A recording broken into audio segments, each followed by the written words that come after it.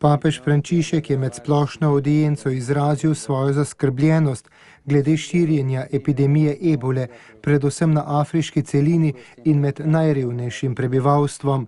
Ebola je po uradnih podatkih zahtevala že 5000 žrtev, prave številke pa utegnejo segati do 15 000.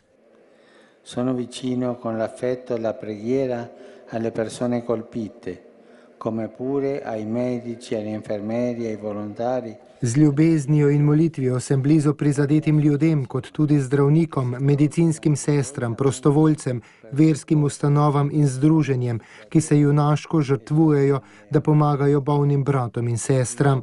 Znova pozivam mednarodno skupnost, da stori vse, kar je mogoče in premaga ta virus, ter konkretno olajša trpljenje tistih, ki so težko preizkušeni. Vabim vas, da molite zanje in za tiste, ki so izgubili življenje.